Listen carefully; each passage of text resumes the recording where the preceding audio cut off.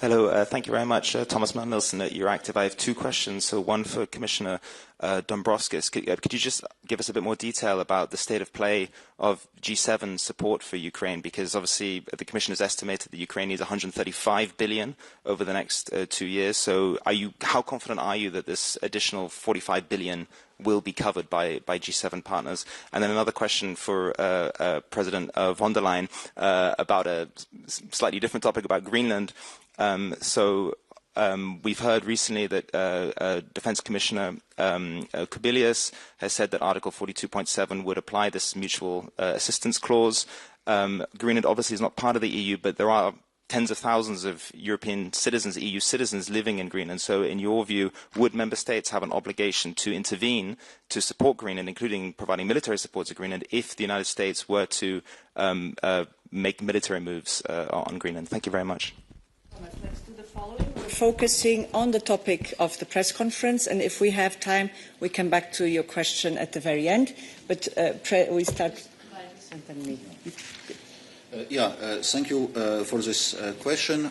Indeed, from the EU side, we are, I would say, taking care of the bulk of the financing needs for Ukraine for the next 2 years, but we also expect other international partners to play their part. That's why we continue this engagement with G7 and other partners. So first of all, next year, the delivery of ERA loans initiative will continue, and we expect some 9.7 billion euros to be dispersed through the ERA loans initiative next year by other partners, because from the EU side we fully disbursed our contribution already last year. We are working not only with G7 partners but also with other countries. For example, Norway is committed to come with a sizable financial contribution. Also, EU member states will continue to provide both financial and in-kind military support, and obviously also international financial institutions. Currently, International Monetary Fund is preparing its next program of the size of $8.1 billion.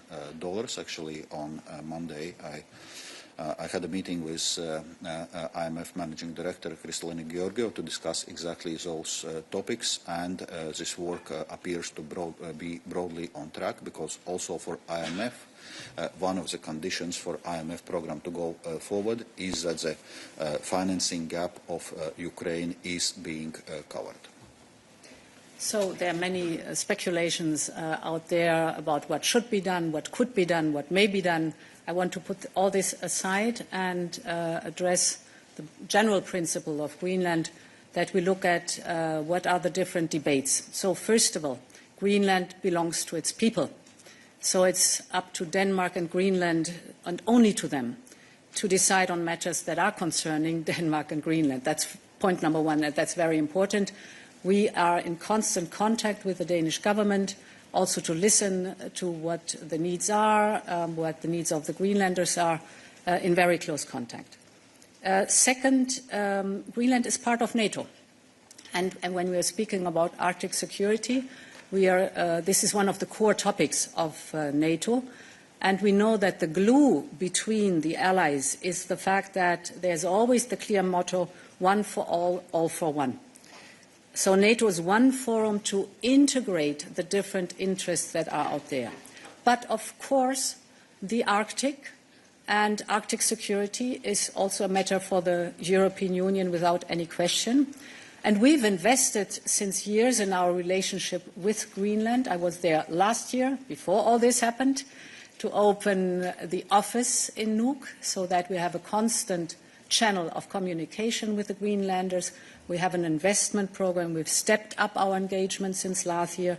We have accelerated our work. So there's a strong and good and existing relationship between the European Union and the Greenlanders.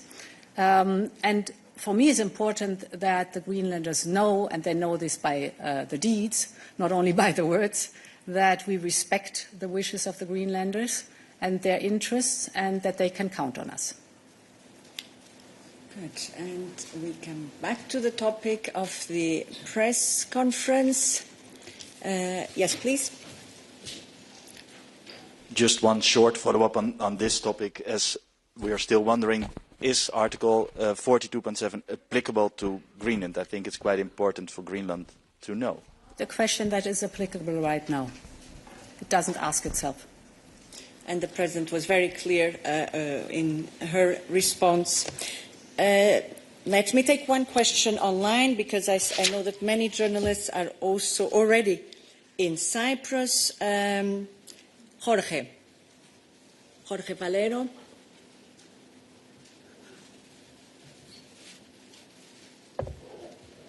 Jorge, are you there? I see your hand. Now we need to see you on the screen. We see half of you on the screen. Can you hear me well? Now it's okay. Yes? Good. Go ahead. Okay. Yeah. The question for the President. The sound is very bad, Jorge. Can you hear me now? Sorry. Now it's Okay, better. Now it's better, but we also need to see you.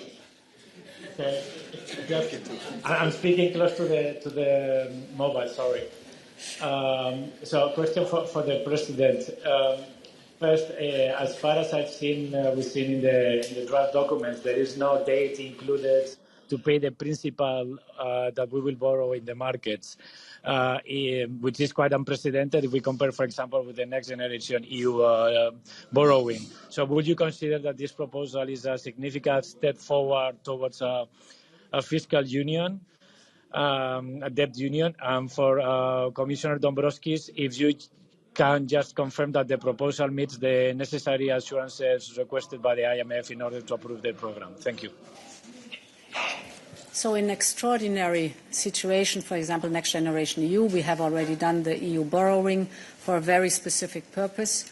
We do it here for the support of Ukraine, a very clear political priority that we have. And the fact that we have an enhanced cooperation here shows that there's a vast majority of member states that support this common engagement in EU borrowing to then have the means to support Ukraine. Yes, maybe to complement, well, first on this reparation loan we are now providing, in a sense, there is no fixed term of this loan. This loan is going to be rolled over, and as I was mentioning before, the condition for Ukraine to repay the loan is once Russia pays reparations for the destruction it's causing in Ukraine.